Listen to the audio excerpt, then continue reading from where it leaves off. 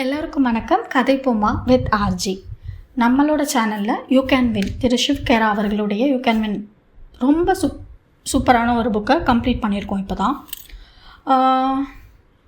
அடுத்து என்ன படிக்கலான்னா, கொஞ்ச நாளாகவே பார்த்திங்கன்னா சைக்காலஜி ஆஃப் மனியாக இருக்கட்டும், இகிகையாக இருக்கட்டும், ஹேபிட்ஸ் ஆஃப் ஹைலி எஃபெக்டிவ் பீப்புளாக இருக்கட்டும், யூ கேன் வின் புக்காக இருக்கட்டும், இந்த மாதிரி நம்ம கொஞ்சம் மோட்டிவேஷ்னல் ரிலேட்டடாக, லைஃப் ஸ்டைல் ரிலேட்டடாக, க்ரோத், சக்ஸஸ் இந்த மாதிரியே நம்ம படிச்சுட்டு இருக்கோம்.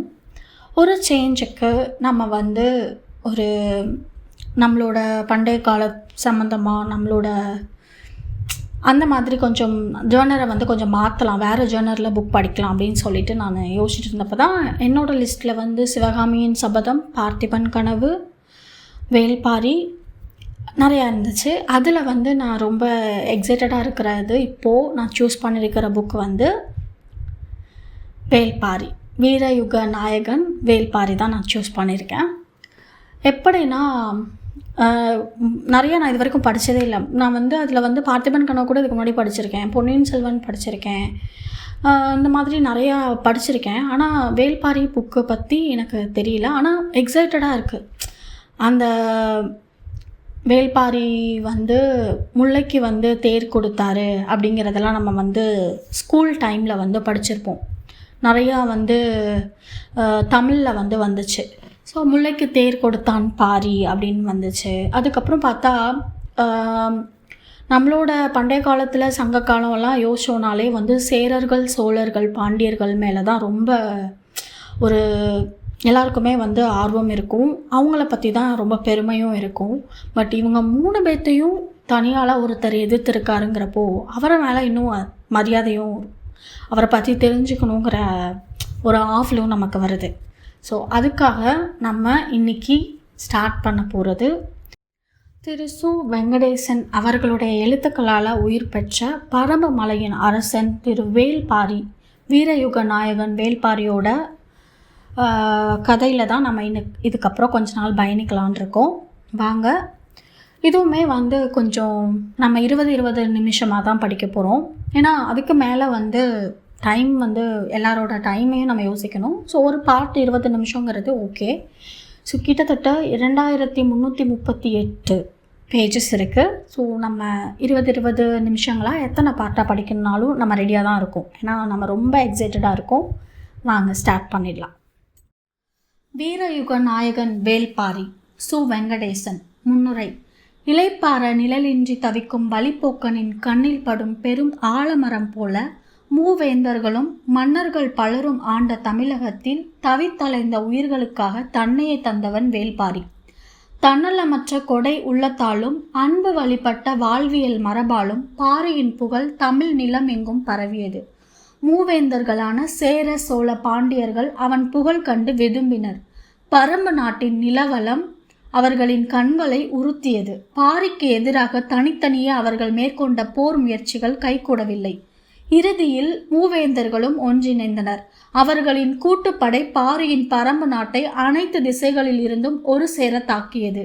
சின்னஞ்சிறு ட்ராய் நகரின் மீது மொத்த கிரேக்க படையும் போர் தொடுத்ததைப் போலத்தான் இதுவும் நிகழ்ந்தது. தலையானங்கானத்து போர், வெண்ணிலை போர், வாகை பரந்தலை போர், கழுமல போர் என சங்ககால தமிழகம் குருதி பெருக்கெடுத்து ஓடிய எண்ணற்ற போர்க்களங்களை கண்டது. அங்கெல்லாம் நடைபெற்ற போரில் மூவேந்தர்களில் யாரேனும் ஒருவர் வெற்றி பெற்றார், மற்றவர்கள் தோற்றோடினர். ஆனால் பரம்புமலை போரில் மட்டுமே மூவேந்தர்களும் ஒரு சேர தோல்வியை தழுவினர். தமிழக வரலாற்றில் அதற்கு முன்பும் அதற்கு பின்பும் நிகழாத வீர சரித்திரம் இது. பெரும் நிலப்பரப்பை ஆண்ட மூவேந்தர்களின் கூட்டுப்படை ஒரு குறுநில மன்னனால் சிதறடிக்கப்பட்டது. அதன் பின் மூவேந்தர்களும் ஒன்றாய் சதி செய்து வஞ்சினம் நிகழ்த்தி பாரியின் உயிர் பறித்தனர். வீரத்தால் சாதிக்க முடியாததை துரோகம் செய்து முடித்தது. வென்றவர்களின் பெயர்கள் இன்று வரை துலங்கவில்லை. ஆனால் வீழ்த்தப்பட்ட பாரி வரலாற்றில் ஒளிரும் நட்சத்திரமானான். வள்ளல் என்ற சொல்லின் வடிவமானான். முல்லை கொடிக்கு தேரை தந்தவன் மட்டுமல்ல, தனது வீரத்தால் என்றும் ஒளி வீசும் வெற்றி கொடியை நாட்டி சென்றவன் வேள்பாரி. இயற்கைக்கும் மனிதனின் பேராசைக்கும் இடையில் இன்று நடக்கும் போராட்டத்தின் ஆதி வடிவம்தான் வேள்பாரியின் கதை. திரும்பும் திசையெல்லாம் அருவி. சு. வெங்கடேசன். கொட்டும் குறிஞ்சி நிலத்தில் அந்த அருவின் நீரினும் குளுமையுட பாரியின் கரம் பற்றி நடக்க வாருங்கள். பாரி 1. குலப்பாடல். மூக்கை விடைத்தபடி பாய்ந்து கொண்டிருந்தன குதிரைகள். மேடு பள்ளமற்ற பாதை இன்னும் விரைந்து வா என்று தேரோட்டியை அழைத்தது. தேரை ஓட்டும் ஆதன் குதிரையின் கடிவாளத்தை சுண்டியபடி வேகத்தை மேலும் அதிகப்படுத்தினான். அதிகாலையில் இருள் களையத் தொடங்கிய போது இவர்கள் புறப்பட்டனர். அருக நாட்டை ஆளும் சிறுகுடி மன்னன் செம்பனின் தென் திசை மாளிகை அது. அங்குதான் நேற்றிரவு தங்கள். அதுவரை தேரை ஓட்டி வந்தவன் நாகு. இனி அடர் காட்டு பகுதியில் பயணம் இருக்கும். இந்த நில பாதையை நன்கு அறிந்த தேரோட்டி இவன். இவனது பெயர் ஆதன். நாளை இவன்தான் உங்களை அழைத்து செல்வான் என்று கூறி வணங்கி விடை பெற்றான். புறப்படும்போது நாகுவிடம் ஆதன் கேட்டான், இவர் யார்? மன்னரின் சுற்றத்தாரா? இல்லை, இவரின் அடிமை நான் என்று மன்னர் என்னிடம் கூறினார். பதில் கேட்டு ஆதன் நடுக்குற்றான். சற்று நிதானித்து, அப்படியென்றால் ஏன் தனியாக வந்திருக்கிறார்? உடன் பாதுகாப்புக்கு யாரும் வரவில்லையா? பெரும் படையே புறப்பட்டது என்று சொன்ன நாகு சற்று குரல் தாழ்த்தி, முதலில் தேரை ஓட்ட வளவனின் இருக்கையில் ஏறி அமர்ந்ததே மன்னர்தான். இவர் ஒற்றை சொல்தான் சொன்னார். எல்லோரும் நின்று கொண்டார்கள். நான் மட்டும் அவரை அழைத்து கொண்டு வந்தேன். சொல்லிவிட்டு புறப்பட தயாராகும் போது ஆதன் மீண்டும் கேட்டான், மன்னர்களை ஆளும் இந்த தெய்வத்துக்கு தனித்த பெயர் எதுவும் இருக்கிறதா? பெரும் புலவர் கபிலர். ஆதன் இரவு முழுவதும் தூங்கவில்லை. பதற்றத்திலேயே இருந்தான். பொழுது விடிந்தது. தூக்கமின்மையை காட்டிக்கொள்ளாமல் உற்சாகமாக குதிரையை பூட்டி தேரை தயார் செய்தான். மாளிகையில் இருந்து கபிலர் வெளியேறி வந்தார். நரை முழுமை கொள்ளாத தாடி, வேந்தனை போல தலைமுடியை உச்சியில் முடிச்சிட்டு சிறுகோள் ஒன்றை செருகியிருந்தார். பேரறிவின் இருமாப்பு கண்ணொளியில் மின்னியது. பார்த்ததும் நெடுஞ்சான் கிடையாக விழுந்து வழங்கினான் ஆதன். அவரது வாழ்த்து சொல் காதில் கேட்க எழுந்து திரும்பிய போது அவர் குதிரையின் கழுத்தை தடவி கொடுத்து கொண்டிருந்தார். குதிரைகள் புதிய மனிதர்களை தொடவிடாது. ஆனாலும் தேரில் பூட்டப்பட்டிருந்ததால் ஒரு அளவுக்கு மேல் அதனால் விலகவோ முகத்தை திருப்பவோ முடியவில்லை. மயிலும் குதிரையும் தனது மொத்த அழகையும் நீண்டு திருப்பும் கழுத்தில் வைத்திருக்கிறது என்று சொன்னவர் சிரித்த முகத்தோடு தேரில் ஏறினார். ஆதன் மிக திறமையான தேரோட்டி. பயணத்தின் அதிர்வு பசிந்தூள் மெத்தையை கடந்து உடலில் உணர முடியாதபடி தேரை செலுத்துவான். அவன் நினைத்ததை விட வேகமாகவே வேட்டுவன் பாறைக்கு வந்துவிட்டான். அருகில் வந்ததும் வேகத்தை குறைக்க கடிவாளத்தை இழுத்து நிறுத்தினான். கடிவாளத்தில் இருக்கும் பூன் எழுப்பிய உலோக ஒளி தனித்து மேலொலிம்பியது. தலை தூக்கி பார்த்தார் கபிலர். எதிரில் சிறு குன்றுகள், அதற்கு பின்னால் அடுக்கடுக்காக மலைத்தொடர்கள். அதன் உச்சி வெண்மேகத்துக்குள் மறைந்திருந்தது. மேலெலும்பிய உலோக ஒளி மலையோடு மறைந்தது. ஐயா, இதுதான் பச்சை மலைத்தொடரின் முன்னால் இருக்கும் வேட்டுவன் பாறை. இந்த வழியாகத்தான் பாரியின் பரம்பு மலைக்கு போக வேண்டும் என்று கேள்விப்பட்டிருக்கிறேன். கபிலர் வண்டியை விட்டு கீழே இறங்கி பார்த்தார். கண்ணு கெட்டும் தூரம் வரை மலை விரிந்து கிடந்தது. நீர் வற்றிய காட்டாற்றை கடந்து வேட்டுவன் பாறையில் பாதி ஏறுவது வரை ஆதன் நின்று பார்த்து கொண்டே இருந்தான். இதற்கு முன்னால் பரம்பு நாட்டுக்கு போனது கிடையாது. பாதை எவ்வளவு தூரம் இருக்கும்? துணைக்கு யாராவது வருவார்களா? போய் சேர எத்தனை நாளாகும் என எதுவும் தெரியாது. தன்னந்தனியாக எந்த தைரியத்தில் இந்த அடர்வனத்துக்குள் இவர் போய்க் கொண்டிருக்கிறார்? ஆதனுக்கு வியப்பு குறையவே இல்லை. வேறு வழியின்றி அந்த இடத்தை விட்டு புறப்பட்டான். உச்சி வெயிலிலும் ஈரக்காற்று வீசியது. குன்றின் சரிவில் போய்க் கொண்டிருந்த பாதை சற்றே வளைந்து மேல் நோக்கி ஏறியது. பாறையில் இருந்து சரிந்து கிடக்கும் வேர்கள் கைப்பிடிக்க வாகாக இருந்தன. கபிலர் வேரை இறுக பிடித்து விசை கொடுத்து மேலேறிய போது தனக்கு வயதாகிவிட்டதை உணர்ந்தார். உடல் வேர்த்தது, மூச்சு வாங்கியது. நடையின் வேகத்தை சற்றே குறைக்கலாமா என்று யோசிக்கையில் கால்கள் நின்று கொண்டுதான் இருந்தன. சிறிது இளைப்பாரி மீண்டும் நடந்தார். கீழே நீர் வற்றி கிடக்கும் காற்றாற்றின் அழகை பார்த்தபடி ஒற்றை அடி பாதையை நோக்கி கண்களை திருப்பினார். செடிகளுக்கு இடையில் ஏதோ உருவம் தெரிகிறதே என்பதை உணர்ந்தவர் மீண்டும் கீழே உற்று பார்த்தார். இவர் நடக்கும் பாதையை நோக்கி ஒரு இளைஞன் கையில் வேல் கம்போடு சரசரவென மேலேறி வந்தான். கபிலருக்கு அவனது உருவம் புரியவில்லை. அவன் வந்த வேகம்தான் பதிந்தது. மேலே ஏறியவன் கபிலரை கடந்து முன்னால் போய்க் கொண்டிருந்தான். நின்று பேச அவனுக்கு பொழுது இல்லை. நடந்து கொண்டே கேட்டான், நீங்கள் யார் என தெரிந்து கொள்ளலாமா? கபிலர் கண்ணிமைத்து அவனை பார்த்தார். பதில் சொல்லுவதற்குள் மறைந்து விடுவானோ என்று தோன்றியது. குரல் உயர்த்தி சொன்னார், கபிலர், நான் பெயரை கேட்கவில்லை, யார் என கேட்டேன். எதிர்காற்றில் சற்றே தடுமாறினார் கபிலர். தடுமாற்றத்துக்கு காற்று காரணமல்ல என்பதை அவரது மனம் சொல்லியது. நான் புலவன். பாணர் குலமா? கேட்டபடி நடந்து போய்கொண்டே இருந்தான். அவனை பார்ப்பது, பாதையில் கவனம் கொள்வது, பதில் சொல்வது என்ற 3 வேலைகளை கபிலர் செய்ய வேண்டியிருந்தது. இல்லை, பாணர்கள் பாடல் பாடுபவர்கள், இசைஞர்கள், கலைஞர்கள். நான் அவர்கள் இல்லை. நான் புலவன், எழுத கற்றவன். பதில் சொல்லி முடிக்கும்போது கேள்வி வந்தது. எழுத்து என்றால்? மலையேறும் ஒரு பாதையில் இவ்வளவு தூர இடைவெளியில் ஒரு உரையாடலா? உரத்த குரலில் பதில் சொல்வதற்கு மூச்சு காற்று ஒத்துழைக்க மறுத்தது. ஆனாலும் கபிலர் உரத்தை சொன்னார். மரத்தை ஓவியமாக வரைந்து பார்த்திருக்கிறாயா? பார்த்திருக்கிறேன். குகைப்பாறையில் நிறைய மரங்கள் ஓவியமாக வரையப்பட்டுள்ளன. அதே போல நாம் பேசும் மொழியை ஓவியமாக வரைவதுதான் எழுத்து. அவனது நடையின் வேகம் கொஞ்சம் குறைந்தது. யோசிக்கிறான் என்று புரிந்தது. அவனை கொஞ்சம் உள்ளிழுக்க முடியும் என்ற நம்பிக்கை கபிலருக்கு வந்தது. உனது பெயர் என்ன? நீலன். இங்கே வா, வரைந்து காட்டுகிறேன் என்று சொன்ன கபிலர் கீழே கிடந்த காய்ந்த குச்சியை குனிந்து எடுத்தார். அவன் சட்டென அருகில் வந்தான். அதை கவனித்தபடியே குச்சியால் கீறி அவனது பெயரை மண்ணில் எழுதினார். அதை பார்த்ததும் முதட்டோரத்தில் ஒரு இளஞ்சிரிப்பு.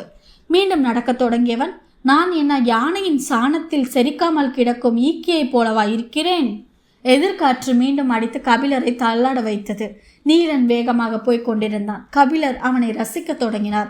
அவனது வேகம், இறுகி திரண்ட உடல், வீரனுக்கே உரிய மிடுக்கு, சிறு கண்கள், உள்ளத்திலிருந்து உருவாகும் கேள்விகள்.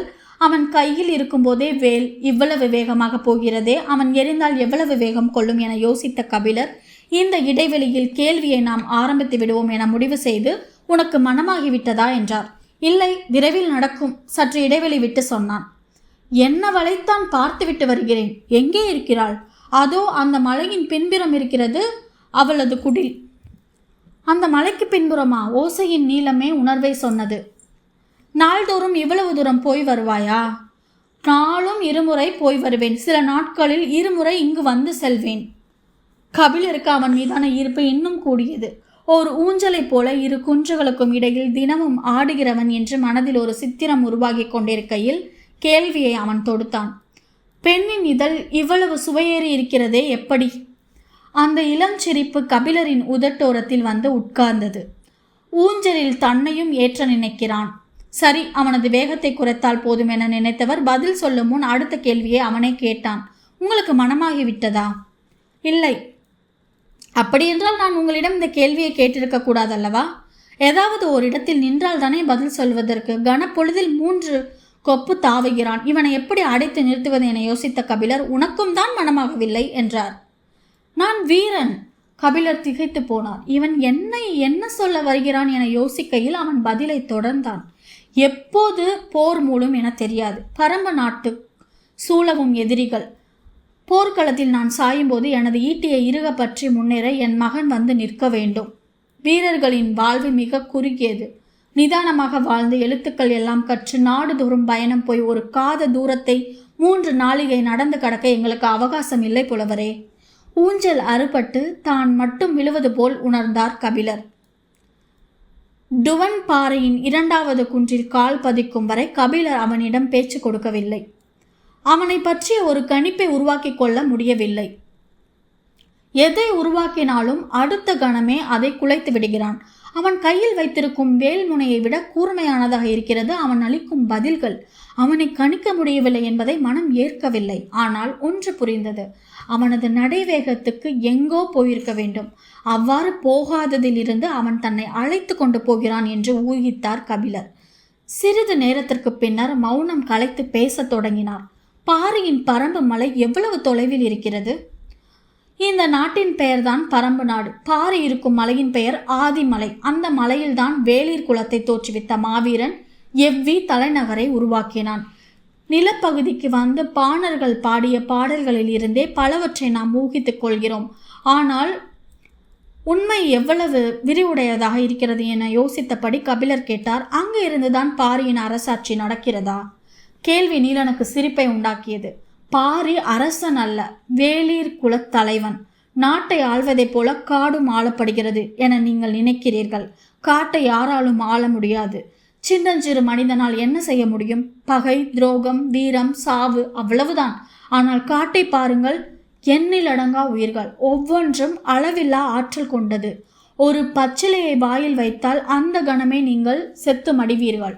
துளிர்விடும் ஒற்றை இலை உங்களின் வாழ்வை முடித்து வைக்க போதுமானது. உங்களால் முடிவு செய்ய முடியுமா? காடு இலைகளால் ஆனதா, மரங்களால் ஆனதா, மிருகங்களால் ஆனதா, பாறைகளால் ஆனதா, பறவைகளால் ஆனதா, கொம்புகளால் ஆனதா? அவன் பேசிக்கொண்டே போனான். கபிலரால் ஒரு கட்டத்தில் அவனது பேச்சை பின்தொடர முடியவில்லை. பாறைகள் உருள்வதைப் போல வார்த்தைகள் உருண்டு கொண்டிருந்தன. மூச்சு விட அவகாசம் எடுத்துக்கொண்டார். அவர் நின்றுவிட்டதை உணர்ந்த அவன் திரும்பி பார்த்து சொன்னான், எங்களின் பாதங்கள் மண்ணை பிடித்து நடந்து பழகியவை. சமவெளியில் வாழும் உங்களின் பாதங்கள் மண்ணில் தேய்த்து நடந்து பழகியவை. பாதடியை கலட்டிவிட்டு பாதத்தை முன்னெடுத்து வையுங்கள். பற்களை போல விரல்களுக்கும் கவ்வி பிடிக்க தெரியும். இத்தனை ஆண்டுகளுக்கு பிறகு தனக்கு ஒருவன் நடை பயில சொல்லிக் கொடுக்கிறான். இளம் பருவத்தில் இப்படித்தான் ஏமாற்றி நடை பழக்கினார்களா? சீரூர் மன்னன், முதுகுடி மன்னன், குறுநில மன்னன், சேர சோழ பாண்டிய மூவேந்தர்கள், கல்வியில் சிறந்த சான்றோர்கள், அறவோர், எட்டி பட்டம் சூடிய பெருங்குடி வணிகர்கள் என எத்தனையோ பேரோடு கழிந்து போன இந்த காலங்களில் மொழியும் அறிவும் ஞானமுமே என்னுள் எப்போதும் நிலை கொண்டது. ஆனால் ஒருபோதும் எனது தாயின் நினைவு தோன்றியதே இல்லை. கனப்பொழுதில் என்னை எனது தாயின் மடியில் கொண்டு போய் சேர்த்து விட்டானே, முன்னால் போகும் இவன் யார்? கபிலர் ஒருவித உணர்ச்சி மேலிட்டவராக பாதடியை கலட்டிவிட்டு அவனை நோக்கி நடந்தார். அவன் குன்றின் உச்சியை அடைந்து அவரது வருகைக்காக காத்திருந்தான். அவர் மூச்சு வாங்கியபடி உச்சியை நெருங்கினார். எதிரில் பெரும் மலைத்தொடரின் அடுக்குகள் தெரிந்தன. நீலன் சொன்னான், முதல் அடுக்குக்கு காரமலை என்று பெயர்.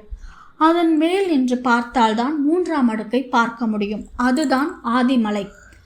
உச்சிக்கு வந்ததும் அதுவரை இல்லாத வேகத்தோடு காற்று வந்து அவரை அள்ளியது. உடலை சற்று திருப்பி காற்றின் வேகத்துக்கு ஈடு கொடுத்து நின்றபடி எதிர் திசையை பார்த்தார். நீண்டு கிடக்கும் மலைத்தொடர் தனது இரு கரங்களையும் விரித்து அவரை அழைப்பது போல இருந்தது. நீலன் சரிவில் இறங்க தொடங்கினான். இனி வேகமாக நடக்க வேண்டும்.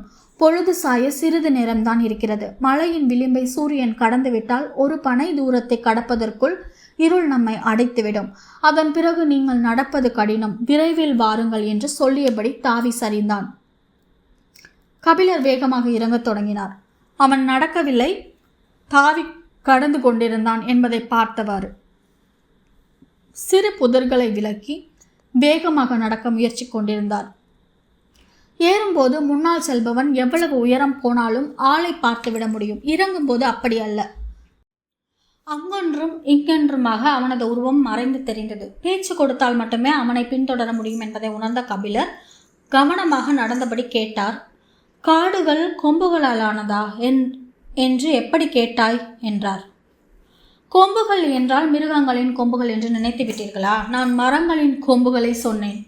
கபிலருக்கு விளங்கவில்லை. கழுத்தை நீட்டி பார்த்தார். அவன் எந்த புதர் தாண்டி போய்க் கொண்டிருக்கிறான் என தெரியவில்லை. சத்தமாக குரல் கொடுத்தார். கொப்புகளைத்தான் கொம்புகள் என்று சொல்கிறாயா? இல்லை, நாங்கள் மரத்தின் வேர்களை மரக்கொம்புகள் என்றுதான் சொல்வோம். மரம் மேல் நோக்கி வளருவது அல்ல, கீழ் நோக்கி வளருவது. இறுகிய மண்ணையும் கரும்பாறையும் தனது கொம்புகளால் பிளந்து கொண்டு அது உள் செல்கிறது. மரத்தின் முழு ஆற்றலும் அதன் கொம்புகளில் தான் இருக்கிறது. உடலை விட நீளமானவை அதன் கொம்புகள். தான் கற்றவற்றை ஒருவன் தலைகீழாக புரட்டி கொண்டிருக்கிறான் என தோன்றிய போது முன் வைத்த வலதுகால் இடறியது. சிறு பாறையில் பாதம் நழுவி சரிந்தது. பக்கத்தில் இருந்த செடியை பிடித்து கீழே விழுந்து விடாமல் நின்றார் கபிலர். கால் இடறி கற்கள் உருளும் சத்தம் கேட்டது. நீலன் வேகமாக மேலேறி வந்தான். பக்கத்தில் இருந்த வேம்பின் மீது கை வைத்து சாய்ந்து நின்றார் கபிலர். சிறிது நேரம் உட்காருங்கள் என்று சொன்னவன் பாதங்களை உள்ளங்கையால் பிடித்து தசைகளை இழுத்து விட்டான். அவரது முகத்தை பார்த்தபடி நடக்கலாமா என்றான். கொஞ்சம் பொறுப்பா என்பது போல அவரது பார்வை இறைஞ்சியது. கிடைத்த வாய்ப்பை பயன்படுத்தி தன்னை ஆஸ்வாசப்படுத்தி கொண்டார். வேப்பம்பூக்கள் சுற்றிலும் உதிர்ந்து கிடந்தன. பூக்களை எடுத்து உள்ளங்கையில் வைத்து உற்று பார்த்தார். மூச்சு காற்றில் பூக்கள் அசைந்தன. பேச்சு கொடுத்தால் உட்கார்ந்திருக்கும் நேரத்தை சிறிது நீட்டிக்கலாம் என யோசித்த கபிலர், வேப்பம்பூ யாருக்கு உரியது தெரியுமா என்றார். சிற்றெரும்புக்கு உரியது. கபிலர் பதற்றம் அடைந்தார். நான் அதை கேட்கவில்லை. வேப்பம்பூ மாலை யார் சூடுவதற்கு உரியது தெரியுமா என்று கேட்டுவிட்டு ஏதாவது பதிலை சொல்லிவிடுவானோ என்ற பதற்றத்தில் அவரே பதிலையும் சொன்னார். பாண்டிய மன்னனுக்கு உரியது. சரி, அப்படியே நடக்க தொடங்குங்கள், நான் அங்கிருந்து அழைத்து செல்கிறேன் என்றான். கபிலர் நடக்க தொடங்கினார். எட்டு வைக்கும்போது கால் நரம்பு சுருண்டுவது போல் இருந்தது. இதோட பரம்பு மலையின் நாயகன், இயற்கையின் நண்பன் வேள்பாரியோட நம்ம பண்ணிகிட்ருக்கிற பயணத்தை, இன்னைக்கான பயணத்தை இதோடு நம்ம முடிச்சுக்கலாம். நாளைக்கு மேற்கொண்டு ஆரம்பிக்கலாம். இந்த பதிவு உங்களுக்கு பயனுள்ளதாக இருந்துச்சுன்னா கதைப்போமா வித் ஆர்ஜி சேனலை லைக் பண்ணுங்கள், ஷேர் பண்ணுங்கள், கமெண்ட் பண்ணுங்கள், கண்டிப்பாக சப்ஸ்கிரைப் பண்ணுங்கள். தேங்க்யூ.